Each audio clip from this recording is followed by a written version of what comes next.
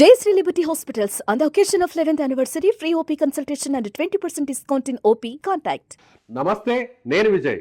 కాశ్మీర్లోని పెహల్గాంలో జరిగినటువంటి ఉగ్ర దాడి తరువాత ఇప్పుడు ఇండియా పాకిస్తాన్ మధ్య యుద్ధ వాతావరణం నెలకొంది. ఇప్పటికే ఇండియా తీసుకుంటున్నటువంటి నిర్ణయాలు కావచ్చు, పాకిస్తాన్ తీసుకుంటున్నటువంటి నిర్ణయాలు కావచ్చు, అసలు రెండు దేశాల మధ్య ఖచ్చితమైనటువంటి భీకర యుద్ధం జరిగితే అసలు ఏ దేశానికి ఆర్మీ పరంగా చూస్తే ఎంత బలం ఉంది?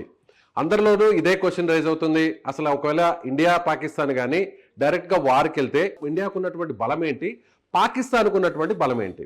సో దీని గురించి మనం డీటెయిల్డ్గా ఈ వీడియోలో మీకు ఎక్స్ప్లెయిన్ చేసే ప్రయత్నం చేస్తాను. 2024 ప్రకారం చూస్తే, ఆ డేటా ప్రకారం ఒకసారి చూస్తే ఇది యాజ్ ఇట్ ఈస్గా చెప్పలేనటువంటి పరిస్థితి. అంటే ఇంచుమించుగా అప్రాక్సిమేట్ చేసి నేను దీన్ని మీకు అనలైజ్ చేస్తున్నాను. సో ఒకసారి మనం పరిశీలించినట్లయితే ఇండియాకి పాకిస్తాన్కి ఉన్నటువంటి బలాన్ని ఒకసారి మనం పరిశీలించినట్లయితే ఇండియా అంటే వరల్డ్లోనే ఇండియా చూస్తే 4వ స్థానంలో ఉంటుంది. ఆర్మీలో ఉన్నటువంటి బలం పరంగా చూస్తే ఆర్మీ పరంగా ఇండియన్ ఆర్మీకి వరల్డ్లోనే 4th ప్లేస్లో ఉంది. అలాగే పాకిస్తాన్కి 12th ప్లేస్ ఉంది. అది ఎలాగో మీకు ఒకసారి వివరించే ప్రయత్నం చేస్తాను.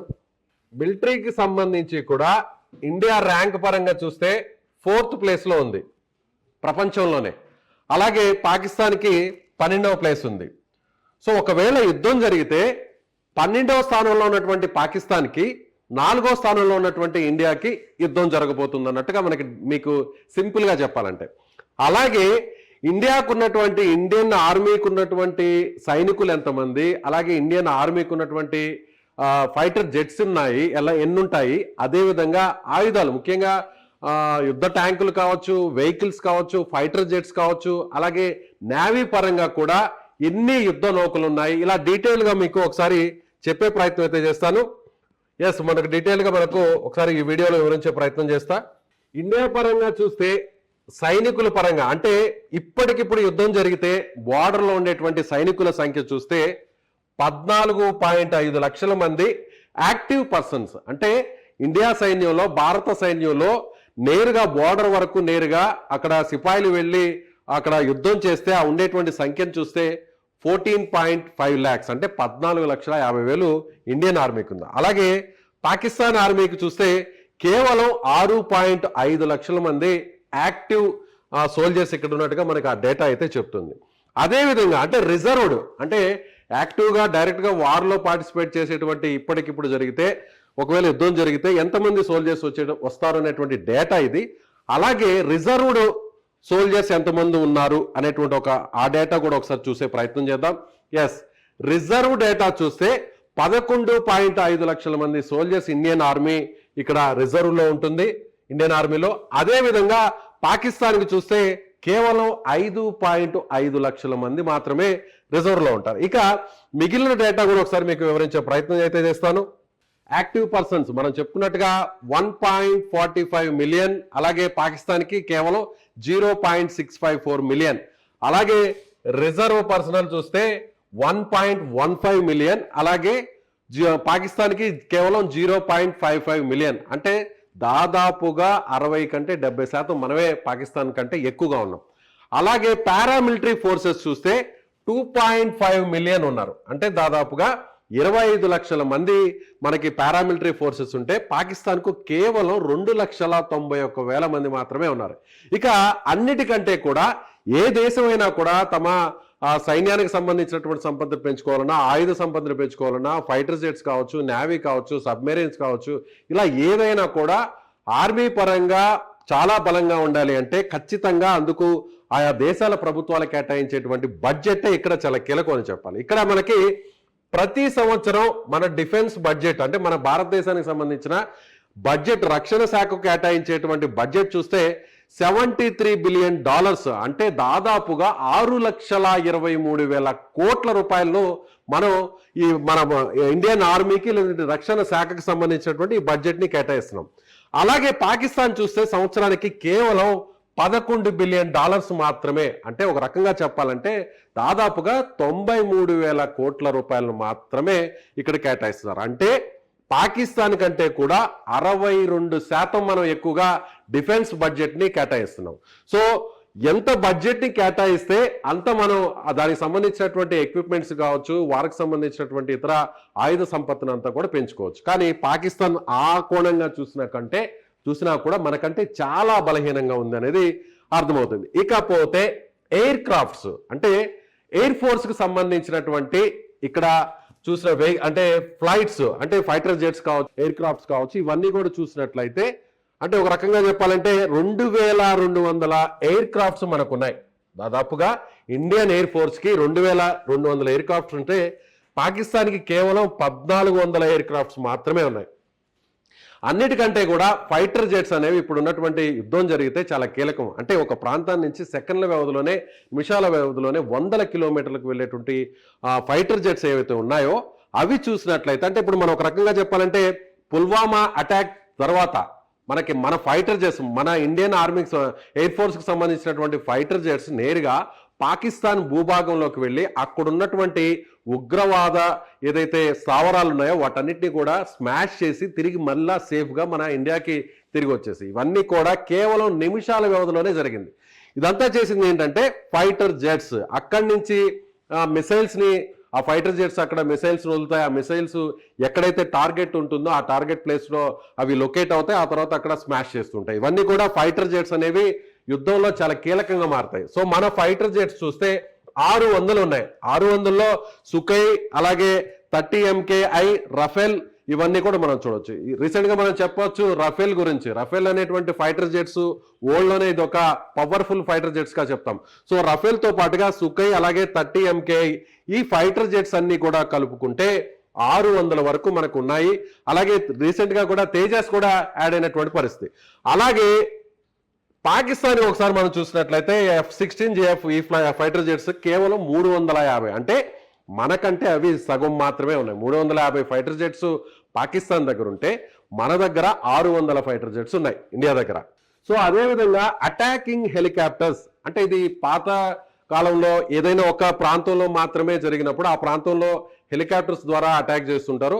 అవి చూసినట్లయితే ఈ విషయంలో మాత్రం మనం కొంచెం పాకిస్తాన్కి ఇంచుమించుగా దగ్గరలో ఉన్నాం. అంటే ఈ ఒక్క విషయంలోనే పాకిస్తాన్ మనతో పోటీ పడుతుందని చెప్పాలి. ఫైటర్ హెలికాప్టర్స్ ఇవి చూసినట్లయితే 37 అంటే దాదాపుగా 37 నుంచి 50 వరకు ఉన్నాయంటున్నారు. ఇవి అపాచీ AH-64E.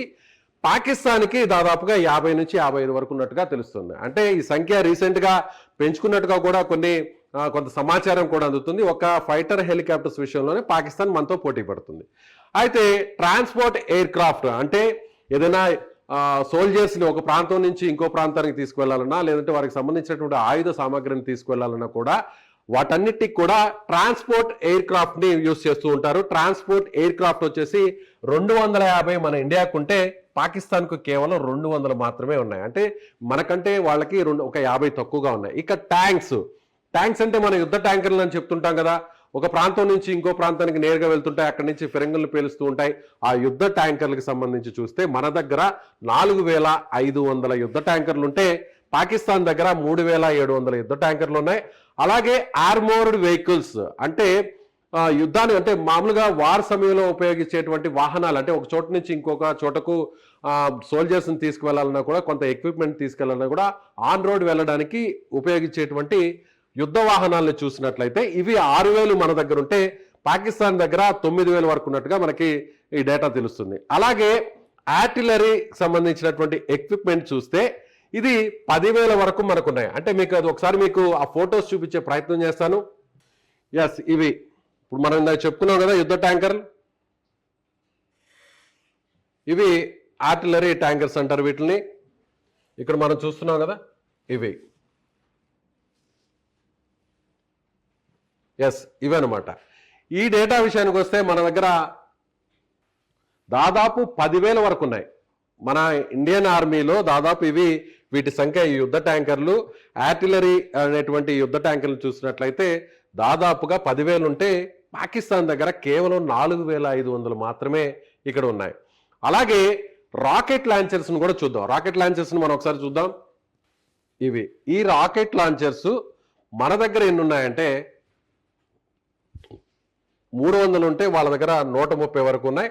అలాగే నేవల్ అసెట్స్ అంటే నావికా దళానికి సంబంధించినటువంటి ఎయిర్ క్రాఫ్ట్ మనకి ఏదైతే షిప్స్ కావచ్చు, వార్ షిప్స్ కావచ్చు, ఇవన్నీ కూడా చూసినట్లయితే దాదాపుగా మనకి 295 ఉంటే పాకిస్తాన్ దగ్గర కేవలం 100 మాత్రమే ఉన్నాయి. ఇక ఎయిర్ క్రాఫ్ట్ క్యారియర్స్ ఇవి నావికా దళంలో చాలా కీలకంగా పనిచేస్తాయి. ఎందుకంటే ఇప్పుడు మనం ఐఎన్ఎస్ విక్రమాదిత్య కానీ వీటి గురించి మనం ప్రత్యేకంగా చెప్తున్నాం. ఐఎన్ఎస్ ఆదిత్య కానీ అంటే ఒకేసారి ఈ ఫైటర్ జెట్స్ ఏవైతే ఉన్నాయో ఈ ఫైటర్ జెట్స్ అన్నిటినీ కూడా వీటి ద్వారా అంటే ఈ ఎయిర్ క్రాఫ్ట్ క్యారియర్స్ ద్వారా సముద్ర జలాల్లో తీసుకువెళ్తారు. ఇప్పటికే దీనికి సంబంధించినటువంటి సమాచారం కూడా వచ్చింది. ఏంటంటే బెంగళూరులో ఉన్నటువంటి నావీ డాక్ నుంచి ఇప్పటికే ఐఎన్ఎస్ ఆదిత్య అరేబియా సముద్రంలో ఉన్నటువంటి జలాల వైపు వెళ్ళడం జరిగింది. పాకిస్తాన్కు దగ్గరలోనే దీన్ని అక్కడ లొకేట్ చేశారు. అక్కడ ఈ ఎయిర్ క్రాఫ్ట్ ద్వారా ఒకేసారి 40 ఫైటర్ జెట్స్ని ఈ ఎయిర్ క్రాఫ్ట్ క్యారియర్ తీసుకువెళ్తుంది.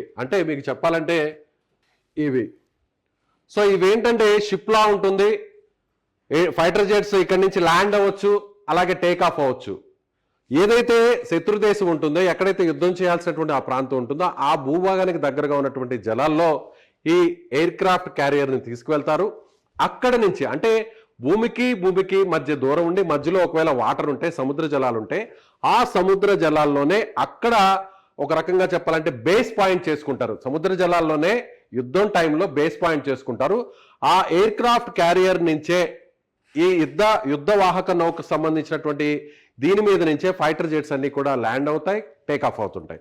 సో ఇలా ఒకేసారి 40 ఫైటర్ జెట్లను తీసుకెళ్లేటువంటి ఐఎన్ఎస్ ఆదిత్య ఇప్పుడు ప్రస్తుతం పాకిస్తాన్కి దగ్గరలో ఉన్నటువంటి ఆ గుజరాత్ అలాగే పాకిస్తాన్ మధ్య ఉన్నటువంటి సముద్ర జలాల వైపు వెళ్తోంది. సో ఇది కూడా ఒక ఇండికేషన్ అని చెప్పొచ్చు. అంటే ప్రతి విషయంలో కూడా మనం చాలా అలర్ట్గా ఉన్నాం.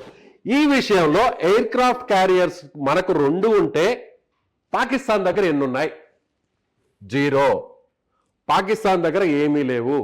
పాకిస్తాన్ దగ్గర ఒకవేళ సముద్రంలో నుంచి మన మీద అటాక్ చేయాలంటే సముద్రంలో బేస్ పాయింట్ ఏర్పాటు చేసుకొని అక్కడి నుంచి ఫైటర్ జెట్స్ని అటు కాశ్మీర్ కావచ్చు, పంజాబ్ కావచ్చు, వాటెవర్ ఎలాంటి మన దేశంలోని భూభాగం మీద మిసైల్స్ని వేయాలి అంటే యుద్ధ విమానాల నుంచి వాళ్ళ దగ్గర సముద్ర జలాల్లో ఉండేటువంటి ఒక బేస్ పాయింట్ అనేది లేదనే చెప్పాలి. సో ఈ విషయంలో మాత్రం పాకిస్తాన్ చాలా బలహీనంగా ఉంటుంది. మనం ఫైటర్ జెట్స్ ద్వారా ఆకాశం నుంచి అటాక్ చేయొచ్చు. ఈ విషయంలో కూడా ఫైటర్ జెట్స్ మన దగ్గర ఎక్కువగా ఉన్నాయి, 600 పైన ఉన్నాయి. పాకిస్తాన్ దగ్గర కేవలం 350 ఉన్నాయి. ఈ 600తో పాటుగా మనం సొంత టెక్నాలజీతో తయారు చేసినటువంటి తేజాస్ యుద్ధ విమానాలు కూడా యాడ్ అయ్యాయి. సో అలాగే రఫేల్ యుద్ధ విమానాలు ప్రపంచంలోనే అత్యంత ఆయుధ సామర్థ్యం కలిగినటువంటి యుద్ధ విమానాలుగా చెప్తుంటారు. వీటిని కూడా మనం ఇటీవల మనం ఈ రఫేల్స్ని మనం మన ఇండియన్ ఎయిర్ ఫోర్స్లో జాయిన్ చేసాం.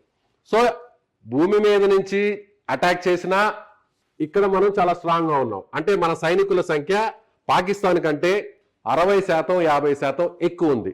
అలాగే ఆకాశం నుంచి ఒకవేళ మనం అటాక్ చేసినా కూడా ఇక్కడ చూసినట్లయితే ఫైటర్ జెట్స్ మన దగ్గర 600 ఉన్నాయి, పాకిస్తాన్ దగ్గర 350 ఉన్నాయి. అలాగే ఎయిర్ క్రాఫ్ట్ 250 మన దగ్గర ఉంటే వాళ్ళ దగ్గర 200 ఉన్నాయి. అలాగే ఒకవేళ సముద్ర జలాల నుంచి అంటే మనం అటాక్ చేయాలన్నా కూడా వాళ్ళ దగ్గర ఎయిర్ క్రాఫ్ట్ క్యారియర్స్ లేవు. అన్నిటికంటే సబ్మెరైన్స్ కూడా చాలా కీలకం. ఒకవేళ అంటే నీటి కింద నుంచి సముద్ర జలాల్లో నీటి కింద నుంచి మిసైల్స్ ని లాంచ్ చేస్తుంటారు. మనం గాజీ సినిమాలో చూసాం కదా. ఆ మిసైల్స్ అన్నిటిని కూడా లాంచ్ చేసినప్పుడు అవతల వైపు ఉన్నటువంటి భూభాగం మీద కావచ్చు, లేదంటే వేరే యుద్ధ నౌకలు కావచ్చు, వాటిని అటాక్ చేయాలంటే అప్పుడు ఈ సబ్మెరైన్స్ అనేటి వాటిని సముద్ర జలాల అంతర్భాగంలో ఇవి వెళ్తూ ఉంటాయి. బయటికి ఎక్కడా కూడా కనిపించవు, సముద్రం ఉపరితలం మీద ఇవి ఉండవు. సముద్రం లోపల నుంచి అంతర్భాగంలో ఇవి ట్రావెల్ చేస్తుంటాయి. వాటినే సబ్మెరైన్స్ అంటారు. ఈ సబ్మెరైన్స్ మన దగ్గర 20 ఉంటే అందులో అత్యంత అడ్వాన్స్డ్ టెక్నాలజీతో, న్యూక్లియర్ టెక్నాలజీతో వాడేటువంటి సబ్మెరైన్స్ కూడా మన దగ్గర ఉన్నాయి. అలాగే డీజిల్తో యూజ్ చేసేటువంటి సబ్మెరైన్స్ కూడా మన దగ్గర ఉన్నాయి. అవి దాదాపుగా 20+ మనకున్నాయి. ఇవి కూడా అరేబియా హిందూ మహాసముద్రం జలాల్లో అంతర్భాగంలో వీటిని యుద్ధం సమయంలో యూజ్ చేసేటువంటి పరిస్థితి ఉంటుంది. పాకిస్తాన్ దగ్గర కేవలం ఎలక్ట్రిక్ అండ్ డీజిల్ సబ్మెరైన్స్ కేవలం 10 మాత్రమే ఉన్నాయి, 10 మాత్రమే ఉన్నాయి. ఇలా కూడా చూస్తే మనం వీటికంటే కూడా పాకిస్తాన్ కంటే కూడా 100 రెట్లు ఎక్కువగా ఉన్నాం. వాళ్ళు 20 ఉంటే మన దగ్గర 10.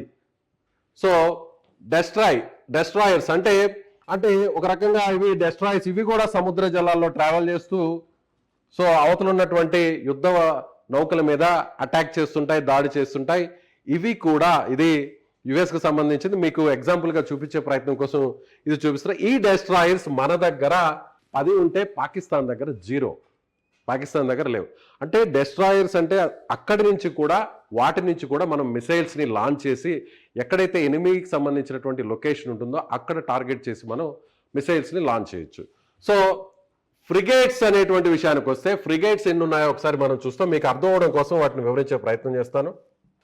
ఎస్, ఇవి కూడా సముద్ర జలాల్లో వాడేటువంటి ఫ్రిగేట్స్. అంటే ఇది కూడా ఒక రకంగా చెప్పాలంటే యుద్ధ నౌకల్లాగే ఉంటాయి. అంటే ఒక్కొక్క దానికి సపరేట్ టెక్నాలజీ ఉంటుంది.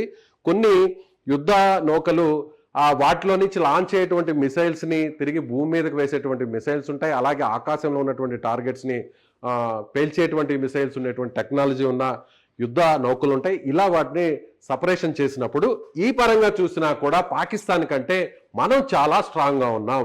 గగనతలంలో మనం అటాక్ చేయాలన్నా కానీ మనమే స్ట్రాంగ్గా ఉన్నాం. భూభాగం నుంచి అటాక్ చేయాలన్నా కూడా మ్యాన్ పవర్ పరంగా చూసినా కూడా మనమే స్ట్రాంగ్గా ఉన్నాం. అలాగే సముద్ర జలాల్లో నుంచి అటాక్ చేయాలన్నా కూడా మనమే స్ట్రాంగ్గా ఉన్నాం. సో ఇండియన్ ఆర్మీ కావచ్చు, ఇండియన్ నేవీ కావచ్చు, ఇండియన్ ఎయిర్ ఫోర్స్ కావచ్చు, ఇలా త్రివిధ దళాలలో పాకిస్తాన్ కంటే కూడా మనం చాలా బలంగా ఉన్నాం. ఒకవేళ పాకిస్తాను మన మీదకి యుద్ధానికి ఒకవేళ తెగబడితే కవ్వింపు చర్యలు అయితే ప్రస్తుతానికి చేస్తోంది. అంటే మేకపోతు గాంభీర్యం అంటారు చూసారా, ఏదైనా కూడా మేమంతా ఎక్కడా భయపడట్లేదు, మేమన్నిటికీ సిద్ధంగా ఉన్నాం. ఇండియాకు ఒకవేళ దాడి చేసినా కూడా తిరిగి మేము అంతకు మించి దాడి చేయడానికి సిద్ధంగా ఉన్నాం, ఇండియా మమ్మల్ని ఏమీ చేయలేదు అనేటువంటి ఒక మేకపోతు గాంభీర్యాన్ని పాకిస్తాన్ ప్రదర్శిస్తుందనే చెప్పాలి. ఒక బలవంతుడు ఒక బలహీనుడి మీద దాడి చేయడం చాలా ఈజీ, కానీ ఒక బలహీనుడు ఒక బలవంతుడి మీద దాడి చేయడం చాలా కష్టం. అది ఎక్కడైనా కూడా ఈ నీతే ఉంటుంది. అది యుద్ధంలో ఈ దేశాల మధ్య జరిగేటువంటి యుద్ధం అయినా కానీ, లేదా వేరే పరిస్థితుల్లో మనుషుల మధ్య జరిగేటువంటి చిన్నపాటి గొడవైనా సరే. అలాగే మరొక విషయాన్ని కూడా ఇక్కడ మీకు మీ దృష్టికి తీసుకురావాలి. ఇప్పుడు మనం వెనకడుగు వేస్తున్నా, లేదా వెనకడుగు కంటే కూడా మనం ఎందుకు ఆలోచిస్తున్నాం, ప్రతి విషయంలో కూడా ఎందుకు మనం పాకిస్తాన్తో యుద్ధం అనగానే అందరూ కూడా కాస్త ఒక విషయంలో ఆలోచించేటువంటి విషయం ఏంటంటే, ఇక్కడ మనం వాళ్ళ దగ్గర చూసినట్లయితే న్యూక్లియర్ వార్ హెడ్స్, అణుబాంబులు వేసేటువంటి పరిస్థితి వస్తే మొత్తం ఆ దేశం అంతా కూడా, ఆ ప్రాంతం అంతా కూడా, ఎక్కడైతే అణుబాంబును వేస్తారో అణుబాంబు వేసిన చోట కొన్ని వందల సంవత్సరాలు ఆ ప్రాంతం అంతా కూడా పూర్తిగా నాశనం అయిపోతుంది. అక్కడ మనుషుల జీవనాడి అనేది రాదు, కనీసం అక్కడ మొక్కలు కూడా పెరగినటువంటి పరిస్థితికి ఉంటుంది. మనం హిరోషిమా, నాగసాకి చూసాం. సో అలాంటి సిచ్యువేషన్ రాకుండా ఉండాలంటే, అలాంటి సిచ్యువేషన్ వరకు వెళ్లకుండా ఉండాలంటే అణుబాంబులు వల్లే అందరూ కూడా ఇప్పుడు భయపడతారు. అణు సామర్థ్యం కలిగినటువంటి దేశాలు కొన్నే ఉన్నాయి ప్రపంచంలో. అందులో మనం ఒకరమైతే మన దగ్గర 160 వరకు ఉంటే war heads, nuclear war heads, Pakistan దగ్గర 165 ఉన్నాయి. ఈ విషయంలోనే కొంత మనం ఆచితూచి వ్యవహరించాల్సినటువంటి పరిస్థితి. ఎందుకంటే పాకిస్తాన్ ఇప్పటికే ఆర్థికంగా పూర్తిగా చితికిపోయింది.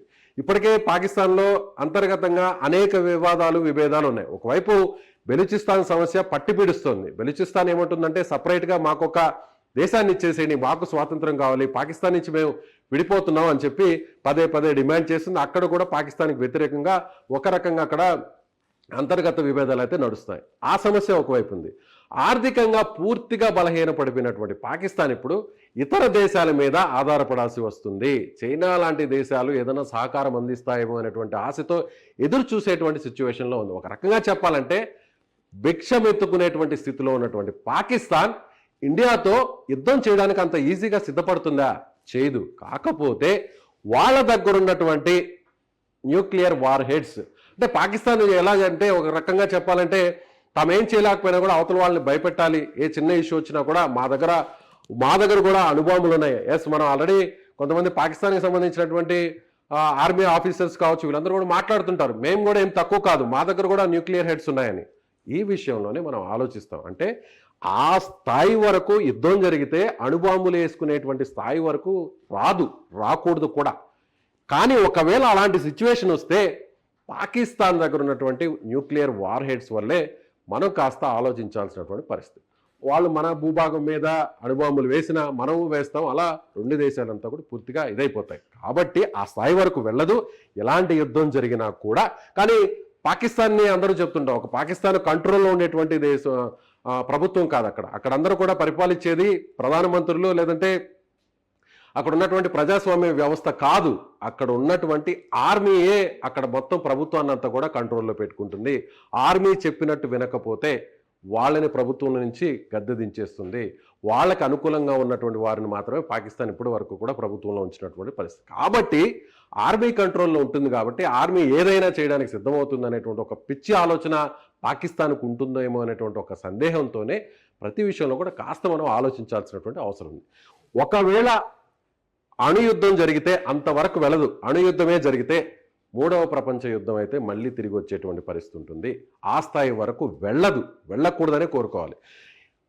ఇలా చూస్తే మనం టెక్నికల్గా చూసినా, మ్యాన్ పవర్ పరంగా చూసినా, ఇండియన్ ఆర్మీ పరంగా చూసినా, ఎయిర్ ఫోర్స్ పరంగా చూసినా, నేవీ పరంగా చూసినా కూడా ఒకవేళ వార్ జరిగితే పాకిస్తాన్ని మనం చిత్తుగా ఓడించేటువంటి పరిస్థితి అయితే ఉంటుంది. యుద్ధం జరగాలని ఎవరు కూడా కోరుకోరు. కాకపోతే పాకిస్తాన్ని పరోక్షంగా ఇబ్బంది పెట్టేటువంటి ప్రయత్నం అయితే జరుగుతుంది. ఇప్పటికే సింధు జలాలను కూడా నిలిపివేస్తామని పాకిస్తాన్ చెప్పడం, దౌత్యపరంగా ఉన్నటువంటి అన్ని అంశాల్లో కూడా చాలా కఠినంగా వ్యవహరిస్తున్నారు. పాకిస్తానీస్ ఎవరైతే మన ఇండియాలో ఇప్పటి వరకు ఉన్నారో, వేరే వీసాల మీద వచ్చి ఉన్నారో వారందరిని కూడా ఇమ్మీడియట్గా తిరిగి వెళ్ళిపోవాలని ఆదేశించారు. అలాగే హోంమంత్రి అమిత్ షా ఇప్పటికే చెప్పడం జరిగింది, అందరూ ముఖ్యమంత్రులు కూడా ఫోన్ చేసి స్వయంగా చెప్పడం జరిగింది, మీ రాష్ట్రాల్లో ఉన్న పాకిస్తానీయులను వెంటనే తిరిగి వెనక్కి పంపించేయండి అని చెప్పడం జరిగింది.